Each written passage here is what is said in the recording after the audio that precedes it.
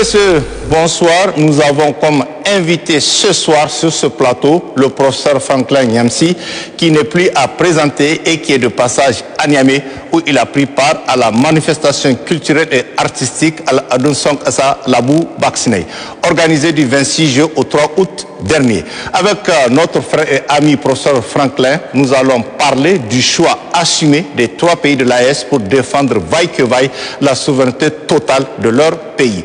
Professeur Nyamsi, bonsoir et merci d'avoir accepté cet entretien malgré votre programme de visite très chargé ici à Niamey.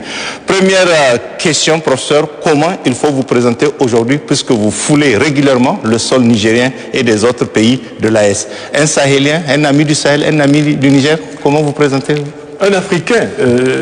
Bonsoir d'abord à l'ensemble des téléspectateurs de cette chaîne de télévision qui, je tiens à le souligner, est devenue l'une des favorites des Africains, des diasporas comme du continent. Je voudrais saluer le formidable travail qui est abattu maintenant à la radio-télévision Sahel, à la radio-télévision du Niger. Merci. Elle nous réconcilie avec les chaînes de télévision publiques. Et mon cher Abdoulaye Timogro, c'est toujours un bonheur, après Agadez, oui, bien sûr, de vous retrouver ici, mon cher ami et frère. Oui, alors, comment m'appelle-t-on? Moi, mon nom c'est Nyamsi. Mon père s'appelait Cameroun Nyamsi. Et chez les Bandem de Yabassi au Cameroun, quand on est le fils de son père, oui, on a son nom plus le prénom de son père. Donc Nyamsi Wa Cameroun. Or, mon engagement est celui de la construction d'une Afrique fraternelle, une Afrique unie, une Afrique prospère, souveraine et puissante. Et voilà comment j'ai ajouté, comme vous le voyez sur l'intitulé de ce livre, oui, Franklin Nyamsi, Wa Cameroun, Wa Africa. Vous pouvez tout à fait ajouter avant, Wa Niger, Wa Africa, Wa Côte d'Ivoire, Wa Africa, Wa Burkina, Wa Africa. Je pense que nous devons aller vers la conscience citoyenne africaine. C'est avec cela que nous allons dépasser le tribalisme, le régionalisme, le communautarisme qui bloque beaucoup de nos pays. En nous réalisant comme citoyens africains, nous serons capables de construire une grande puissance, faisant respecter les Africains du continent et les diasporas. D'accord. Et pourquoi vous avez décidé de venir assister à la manifestation culturelle organisée dans le cadre de l'AN du CNSP? Et je rappelle que cela fait déjà votre deuxième séjour chez nous, chez vous, ici au Niger. Le Niger, mon cher Abdoulaye, est un pays qui est central aux yeux des Africains de cette époque. Pourquoi? Parce que le Niger, aux côtés du Mali et du Burkina Faso, s'est engagé dans une révolution panafricaniste. Le principe de cette révolution est très simple, c'est le principe de la souveraineté retrouvée. Ces 3 pays ont décidé que les richesses de leur sol, de leurs mers, de leurs airs, que les richesses que le Tout-Puissant a accordées à leurs ancêtres seront dédiées à la prospérité, à la liberté, au bien-être de leur propre population.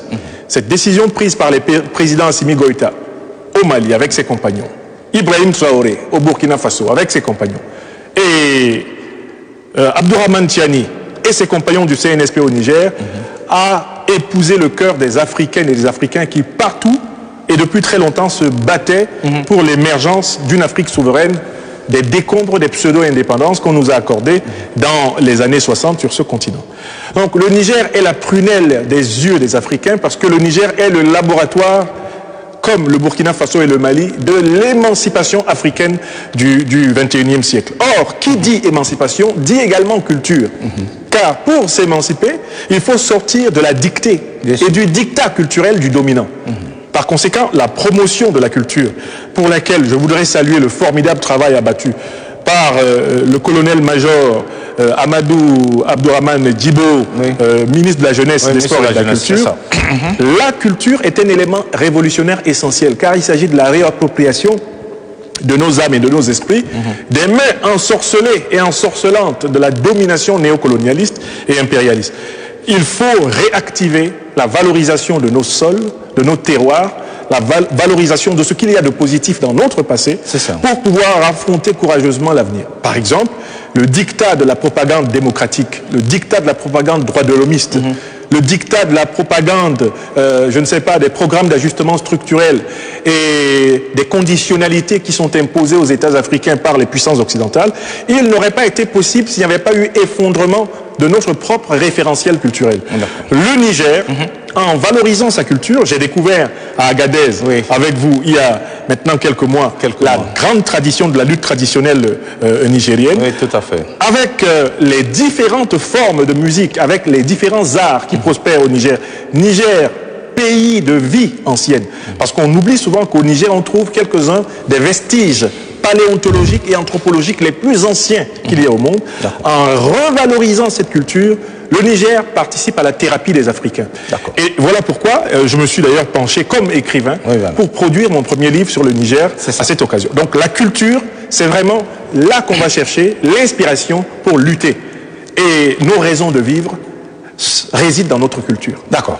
Merci, professeur. Professeur, le Niger, le Mali et le Burkina Faso sont engagés résolument dans la reconquête de leur souveraineté nationale.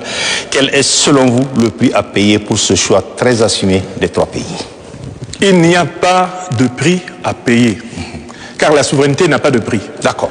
La notion de souveraineté, qui vient du latin superus, qui veut dire le supérieur, renvoie à la dignité de chaque être humain, de chaque communauté humaine. C'est ça. Une communauté qui négocierait ou qui achèterait ou qui vendrait sa dignité n'est plus humaine. Absolument. Elle est déshumanisée. D'accord. Donc il n'y a pas de prix. La souveraineté n'a pas de prix. Elle n'a pas de prix. Pour une raison morale et spirituelle. Mais il y a aussi le fait que la souveraineté est la condition de tous les autres accomplissements. Bien sûr. C'est à partir du moment où je peux librement décider, pour moi-même, en tant qu'individu et en tant que peuple, en tant que communauté, que je peux bâtir un avenir qui ait du sens pour moi. Donc, le développement économique, le développement social, le développement politique, la réalisation plénière de la société africaine ne sont pas possibles sans la condition de la souveraineté, souveraineté de défense, souveraineté monétaire économique, souveraineté culturelle et spirituelle. Il faut resacraliser la terre d'Afrique et les valeurs africaines si on veut authentiquement libérer l'Afrique. D'accord. Mais professeur, on a vu depuis que ces trois pays ont décidé justement de lutter pour leur souveraineté, il y a des embûches, il y a des attaques un peu partout dans ces pays. Qu'est-ce qu'il faut comprendre par cela? Mais alors, c'est très clair. Une Afrique souveraine, cela veut dire les matières premières et les richesses africaines bénéficiant d'abord aux Africains. Les Africains sont bénéficiaires du continent le plus riche de la Terre, en potentialité de ressources naturelles et humaines. Et il faut voir que d'autres continents, quant à eux, ont été bâtis sur toute une tradition d'angoisse du manque. Bien sûr. L'Europe n'a rien dans son sous-sol. L'Amérique du Nord n'a presque rien dans son sous-sol. Il faut donc comprendre que l'Occident, qui vit entre l'Europe et l'Amérique du Nord, soit particulièrement angoissé à propos des ressources naturelles. C'est une civilisation qui a peur du lendemain et qui par conséquent a besoin d'accumuler, de préserver, d'engranger pour affronter, pour ainsi dire, le temps des vaches maigres. D'accord. L'Afrique, les Africains et les Africains doivent se préparer à être sans cesse attaqués, harcelés, jalousés, à être l'objet de toutes sortes de complots parce que sous leurs pieds résident les plus grandes richesses de la Terre. Il nous appartient de bâtir des systèmes de sécurité et de défense, des systèmes politiques solides, une éducation, une formation, un emploi solide pour nos populations et de transmettre la conscience de la dangerosité du monde aux Africains. L'Europe, l'Amérique, l'Asie ne lâcheront jamais l'Afrique. C'est l'Afrique réorganisée, souveraine et puissante qui se fera respecter. Car nos richesses nous vaudront toujours des convoitises. Bien sûr. Et c'est ce que l'on a observé. La grande attaque de 2011 de l'OTAN en Libye était une campagne de reconquête militaire. Les emails de Mme Hillary Clinton, alors secrétaire d'État américaine du gouvernement Obama, et qui ont été révélés par le scandale Wikileaks, ont indiqué qu'il fallait tuer Kadhafi et détruire la Libye, parce que Kadhafi avait l'intention de bâtir une monnaie africaine souveraine qui mettrait fin à la suprématie du dollar, de l'euro et du franc CFA sur les Africains. Voilà le vrai motif pour lequel Kadhafi a été assassiné. Et on a maquillé tout cela derrière la terminologie démocratique, droit de l'homiste, toute cette propagande qui est une poudre de perlimpinpin aux yeux des Africains. Il nous faut prendre conscience du fait que ce sera une lutte permanente. Si l'Afrique dort, l'Afrique est morte. Si l'Afrique est éveillée, l'Afrique vivra. D'accord. Professeur, quelle analyse faites-vous du cas précis du Niger qui était le dernier pays à emprunter cette voie il y a un an? Vraiment le cas précis du Niger. Le Niger, mon cher Abdoulaye, est un miracle stratégique, est un miracle géopolitique. En moins d'un an, le CNSP, dirigé par le président Abdourahmane Tiani, a réussi à faire ce que pendant plus de 30 ans, les dirigeants successifs de ce pays n'ont pas été capables de faire. D'accord. S'affranchir du principe de la tutelle néocolonialiste. Débarrasser le sol du Niger qui, depuis pratiquement 10 ans, était occupé par des forces occidentales, lesquelles s'appelaient les unes après les autres et continuaient de constituer des enclos pour prendre les Nigériens d'assaut et les braquer littéralement sur leur propre sol.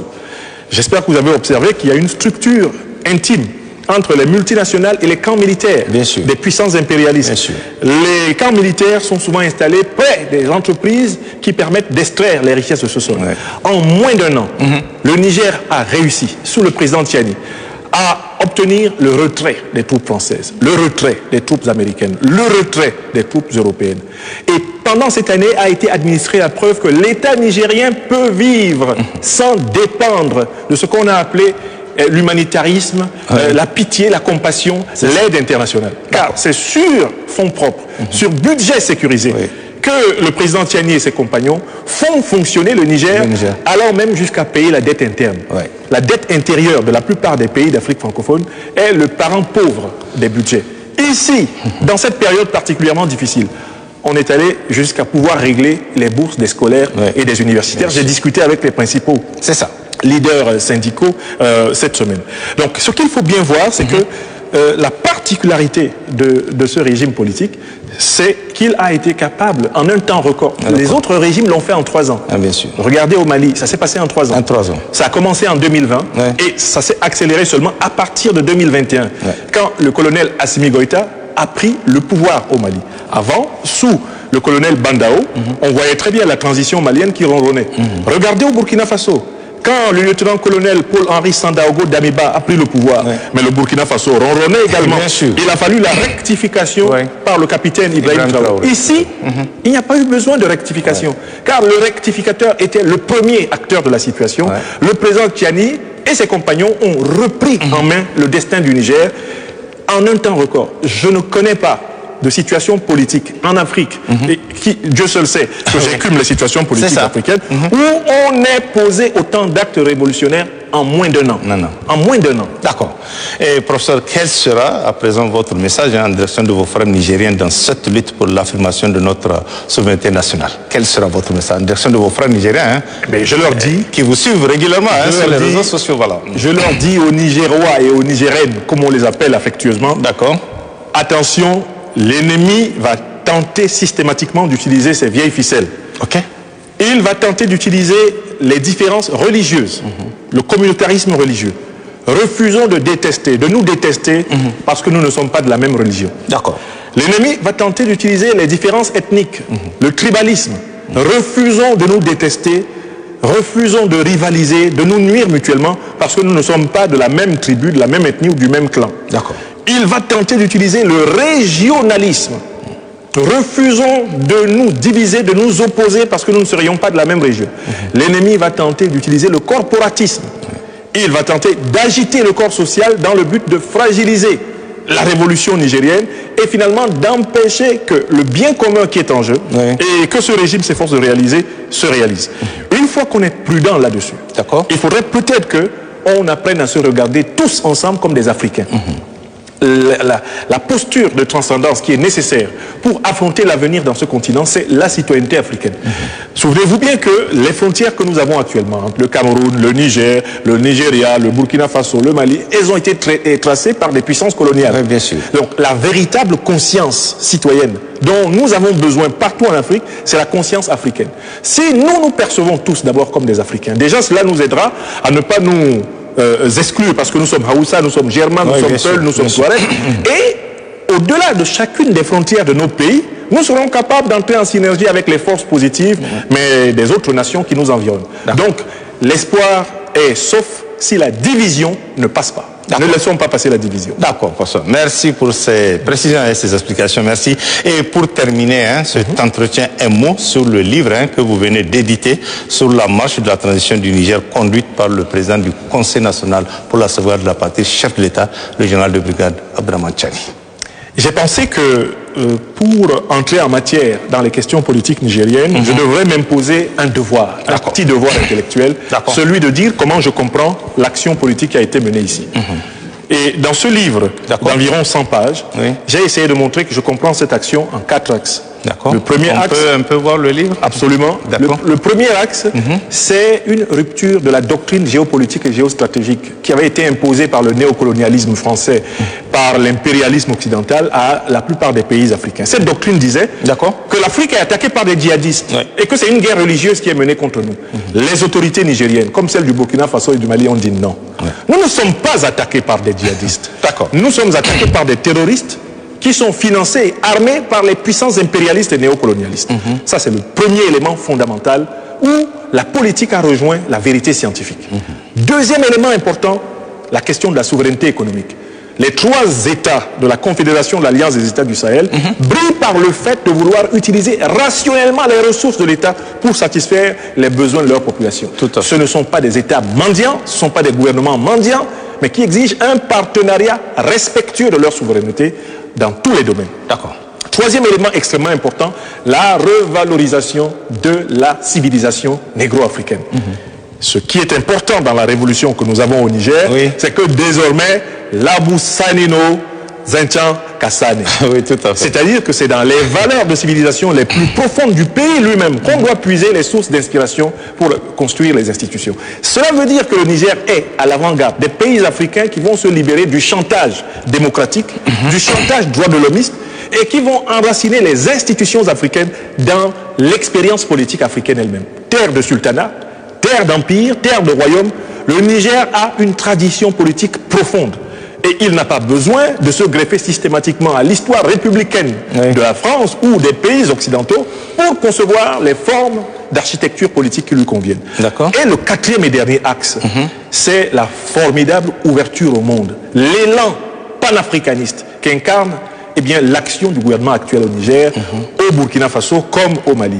Vous ne pouvez pas imaginer l'effet thérapeutique pour les Africains des diasporas, pour les Africains de tout pays, pour les Africains qui souffrent aux Amériques, qui souffrent en Europe, qui souffrent en Asie, de discrimination, parce que la plupart du temps, ce sont eux les principaux sans-papiers. Vous ne pouvez pas imaginer la joie et la fierté, la santé mentale que les Africains du monde entier retrouvent quand ils prennent connaissance des actes de souveraineté posés par les 3 étoiles polaires du Sahel. Voilà pourquoi ce livre est un acte de gratitude, c'est un acte de reconnaissance. Si vous aimez nos peuples, nous, qui sommes les serviteurs de la conscience vigilante, nous vous aimons et nous vous défendrons. On peut rappeler, peut-être avant de finir, le titre de ce livre. Il vient juste de sortir. Oui, il vient de sortir. Il est sorti samedi. Il est sorti samedi. Ça est dans les kiosques déjà? Mais il va dans les kiosques. Normalement, il sera disponible dans Niamey dans les prochaines heures. Alors, c'est l'an 1 de la révolution panafricaniste du CNSP du Niger. Enseignements et défis du leader Abdourahmane Tiani et ses compagnons de lutte. C'est le titre de ce livre, qui, je l'espère, va en générer d'autres. Merci, professeur Franklin. Merci infiniment. Merci beaucoup. Merci à vous. Merci à la RTS aussi. Mesdames et